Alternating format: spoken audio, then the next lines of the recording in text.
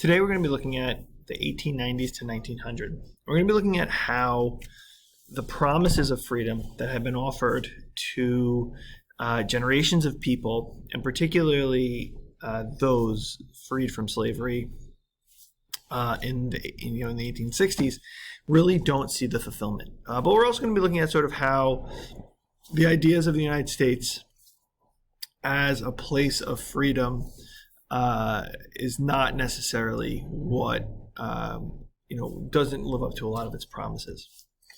So one of the first problems that emerges are for farmers, right? In the years after the American Civil War, there had been a large boom in prices. There had been growing urban centers. There had been more technological advances. So the income that farmers could receive had really increased. However, like all good sort of market indicators, right, there is a sudden decrease in that when there becomes a glut in the market.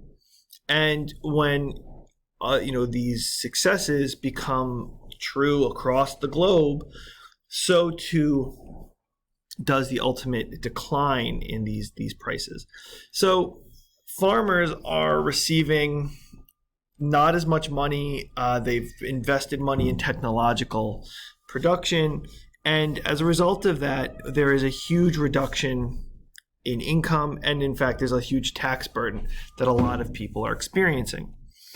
This is sort of coupled with regulatory situations imposed by the United States government that ultimately wind up hurting the people of people across. Along with this, many people in rural areas are also experiencing other problems. You have the railroads that are newly coming through many of these rural areas and should really be a lifeline for a lot of these rural farmers, are charging exorbitant amounts of money for movements of goods, and they are really sort of adding insult to injury here for all of these issues, right? There is a just continual sort of problems being put on in the laps of these farmers.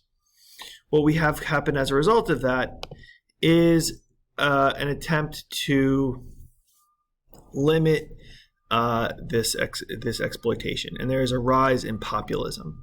So populism largely by definition is a sort of grassroots movement, a movement from people who are not sort of upper class folk. And the attempt here is to really try and mitigate the problems of particularly farmers.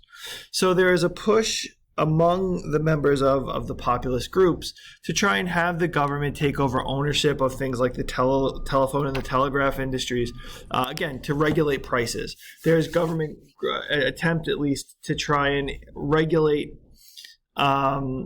the railroad industry to stop the exploitation of the people in the heartland, right, in the middle of the country.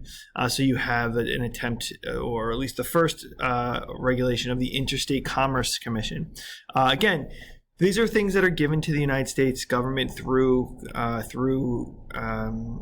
the American Constitution, right? In the Constitution, the federal government can regulate trade between states, and that is true here. You also have the Sherman Antitrust Act, which gives the government the ability to break up these large corporations.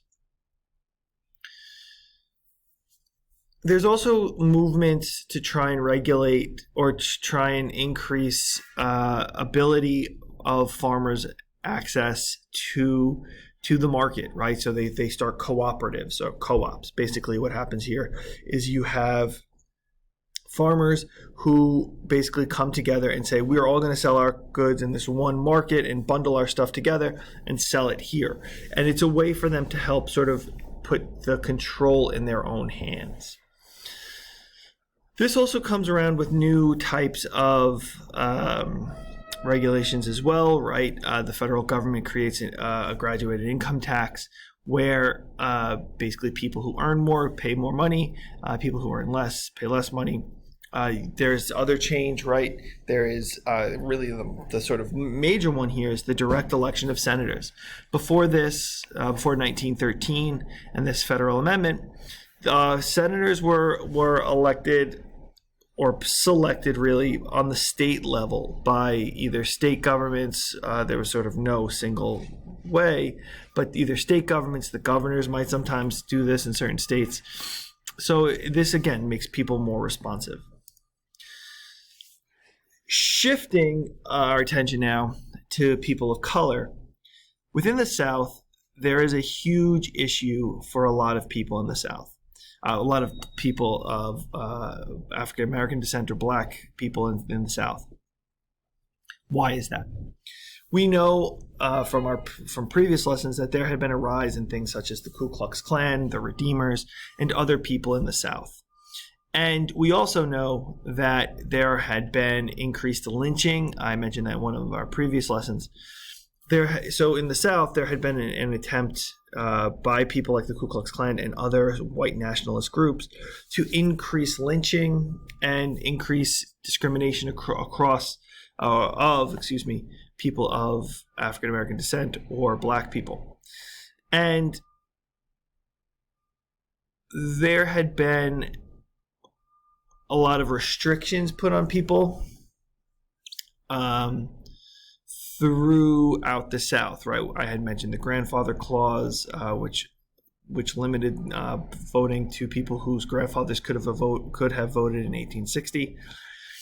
And also you have things such as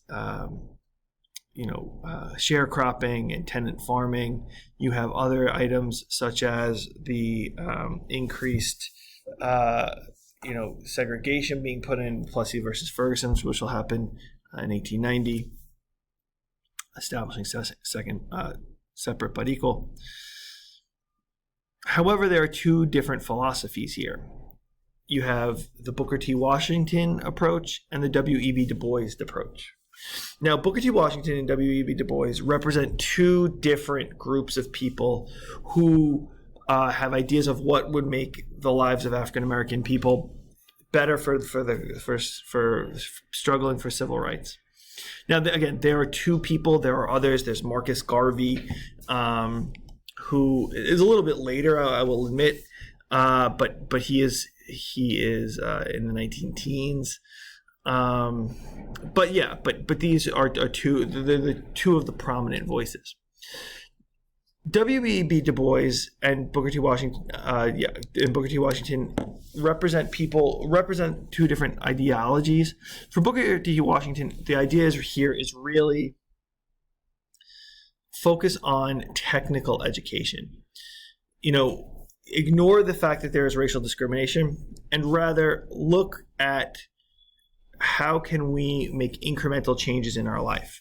And really the focus here, and he founds the Tuskegee Institute, is really an idea of looking at how can we get vocational training? How can we improve our lives through working for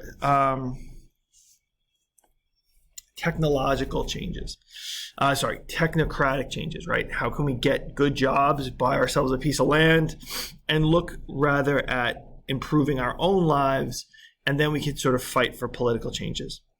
Economic and property rights are first, right? Get us our slice of land, get us our quote-unquote American dream, and then we'll work towards voting. W.E.B. Du Bois Booker T. Washington publishes this in what is called the Atlanta Compromise. This is a speech that he gives where he talks about these ideas. For the other person, W.E.B. Du Bois, it's much more education focused. W.E.B. Du Bois is the first African American to receive a PhD from Harvard, and his belief is it is education that is going to give Black people the rights they need. It is through getting school education rather than technical education that will give us these rights.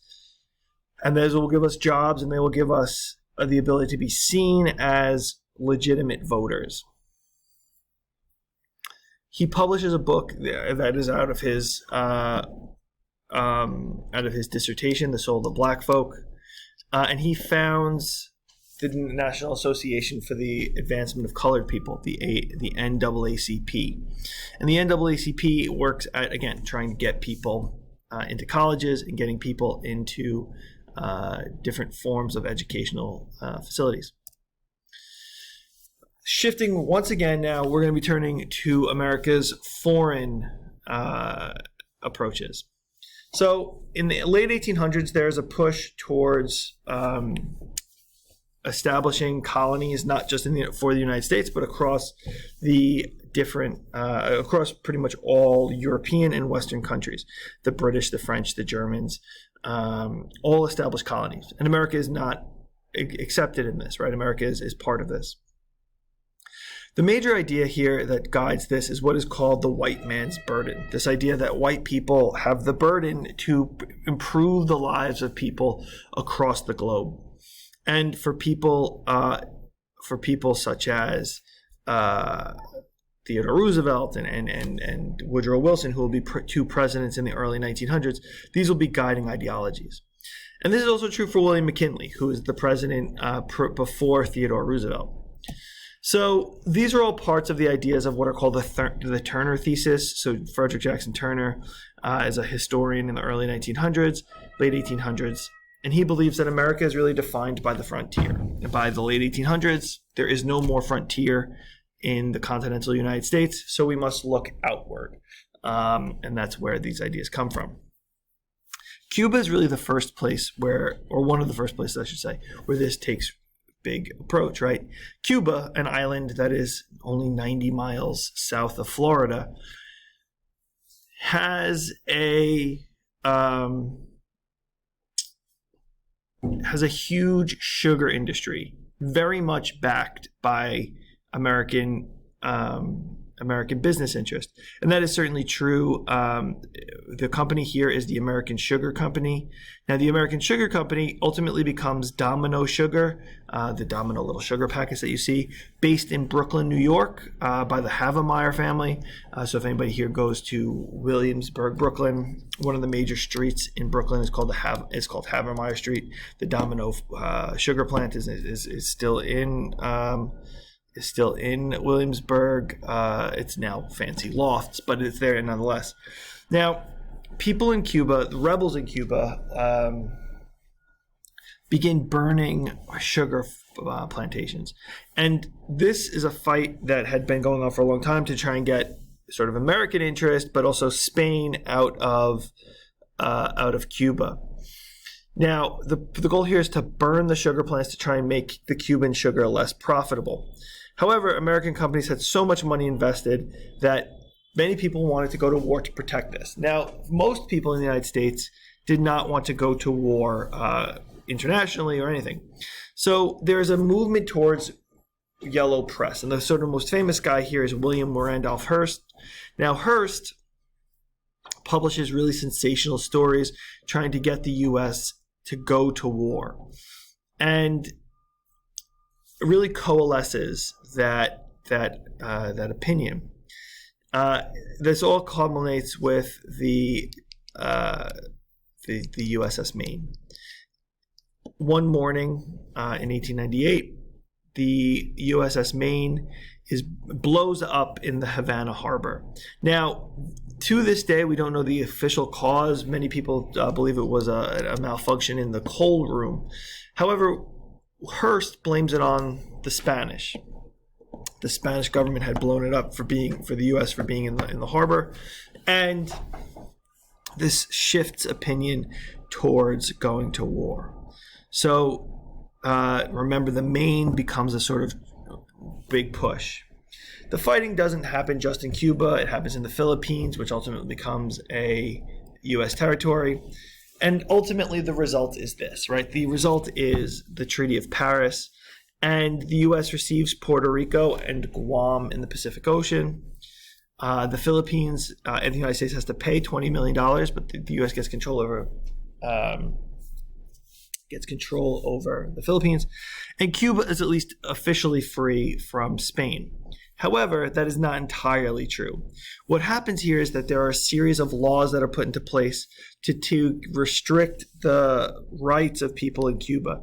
The United States issues something called the Platt Amendment, which basically says the Platt Amendment to the Cuban Constitution, which basically says the United States can intervene in Cuban affairs whenever it wants or whenever it seems fit.